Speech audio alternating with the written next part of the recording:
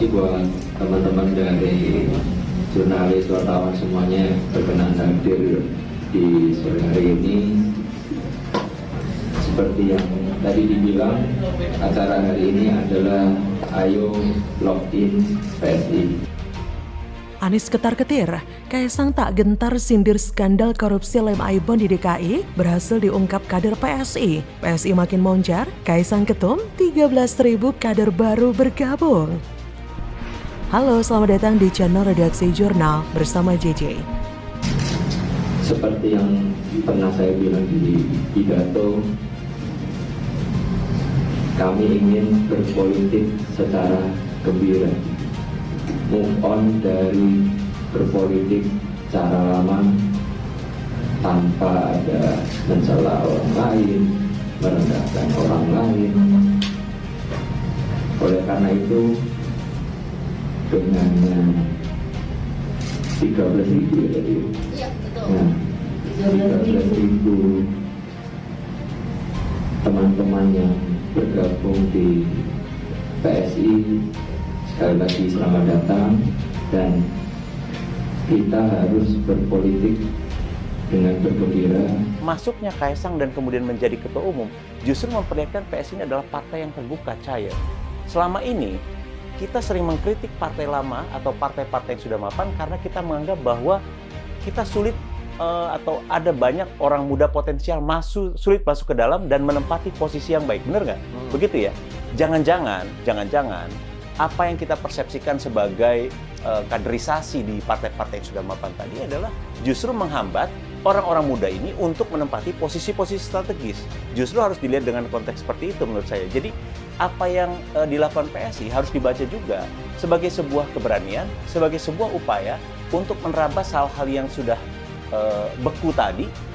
Kita tahu situasi politik kita tidak normal, partai politik itu bukan sebuah institusi yang populer di negeri ini, tidak disukai orang, malah paling tidak disukai orang. Tidak yakin dengan kami, tapi kami tetap harus yakin karena kita yakin kita nanti bisa membawa warna yang baru untuk dunia perpolitikan di Indonesia. Yang seperti yang kita tahu, kayak di Jakarta aja, yang di DPRD ada Bro William kemarin semangat sekali yang membongkar lem Aibon. Kayaknya sekarang agak kurang keren. Dulu keras sekali, tapi ya nggak apa-apa. Bukan sulap, bukan sihir. Kali ini kita ikuti kehebohan yang melanda Jakarta. Mulanya adalah William Aditya Sarana, anggota DPRD DKI Jakarta dari Partai Solidaritas Indonesia yang membongkar rancangan APBD Jakarta. Dalam salah satu mata anggarannya, RAPBD DKI Jakarta menganggarkan pembelian lem Aibon untuk murid sekolah di Jakarta Barat seharga 82 miliar. Gokil! Sebanyak 13.267 orang disebut telah bergabung atau login ke Partai Solidaritas Indonesia. Mereka join setelah Kaisang Pangarep dipilih sebagai ketum PSI menggantikan Giring Ganesa. Putra bungsu Presiden Jokowi itu mengatakan sejak 25 September 2023 hingga 3 Oktober sore terjadi penambahan anggota partai. Magnet Kaisang Pangarep memang luar biasa. Dan kini Kaisang pun kembali menggebrak. Seperti dilansir dari fifa.co.id, Ketum PSI Kaisang Pangarep mengungkit keberanian salah satu kader partainya, William Aditya, yang pernah mengungkapkan skandal anggaran di Pemprov DKI Jakarta dengan kasus pengadaan lem Aibon yang dinilai tidak wajar. Menurut putra bungsu Presiden Jokowi itu, dahulu kader PSI terbilang cukup berani, sedangkan sekarang tidak terlalu. Meski demikian, Kaisang menegaskan saat ini PSI bakal menggunakan strategi politik yang berbeda, yaitu dengan gembira dan santun, berbeda dengan dulu yang dengan pendekatan keras. Pernyataan Kaisang tersebut tentu menjadi momok bagi Anies. Kalau dulu yang nyerang Anies adalah kader PSI, tapi sekarang putra Presiden Jokowi sendiri yang langsung menyentilnya. Lem Aibon memang sudah lama menjadi polemik karena kepongahan dan ketidakbecusan pemimpin Jakarta kala itu.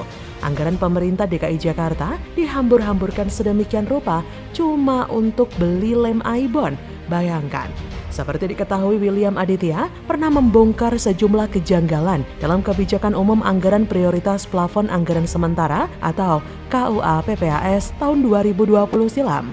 Saat itu, Anies Baswedan masih menjadi gubernur Jakarta. Willy yang merupakan anggota DPRD DKI Jakarta menemukan pengadaan pulpen hingga lem Aibon untuk sekolah-sekolah di Jakarta dan mengunggahnya di media sosial pribadinya.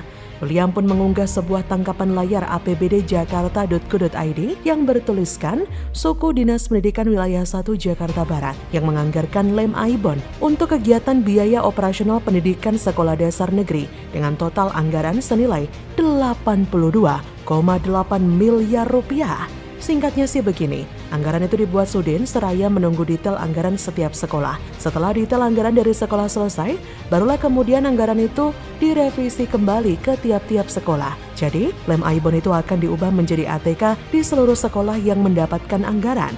Meski masuk akal, akan tetapi ada kekeliruan dalam penyusunan anggaran seperti ini. Seharusnya, detail komponen dikumpulkan dari sekolah-sekolah. Setelah itu kemudian Sudin merekapnya. Lahirnya anggaran yang benar-benar nyata. Kalau dilakukan terbalik, bagaimana kalau lebih dan bagaimana kalau kurang?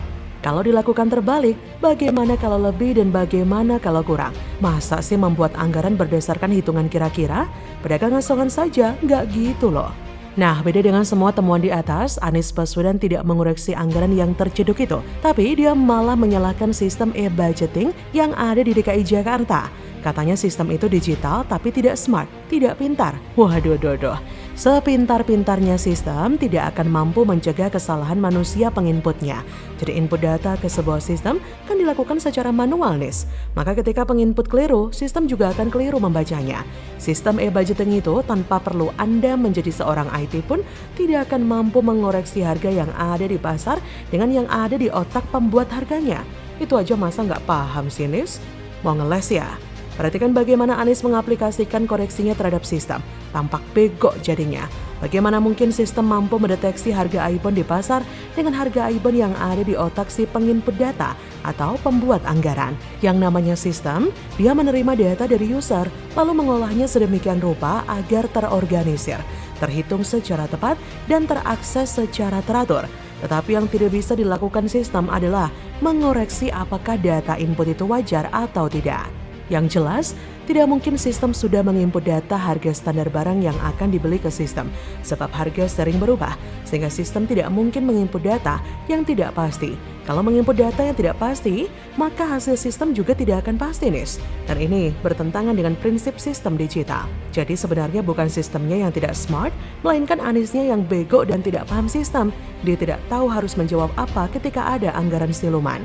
Jadi sudah benar banget nih Kaesang membangkitkan lagi isu soal lem Aibon. Biar masyarakat pada ingat tuh bahwa si Gubernur kala itu memang bego dalam hal anggaran. Dan bisa jadi cocok jadi bapak lebih bayar. Bagaimana menurut Anda? Duar, Denny Siregar, Nasdem diobok-obok. KPK tetapkan mentan Syahrul Yassin Limpo tersangka korupsi. Paloh Mumet, Anies lebih puyang. Halo, selamat datang di channel Redaksi Jurnal bersama JJ. Gimana Pak? Bang, ada tips sampaikan nggak Bang? Gimana Bang? Komennya Pak? Komentar aja Bang. Komentar. Taruhnya lagi di rumah nggak Bang?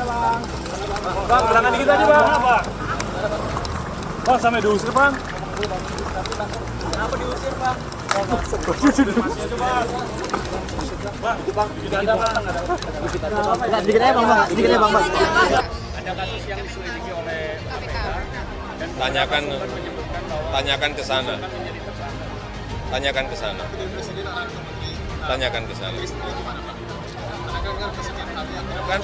Kan bola balik saya sampaikan, hati-hati mengelola keuangan negara. Karena kita kelola ini di setiap kementerian gede banget, harus diawasi, harus dikontrol, harus dicek. Bola balik saya sampaikan, sekecil apapun, nah itu urusannya siapa?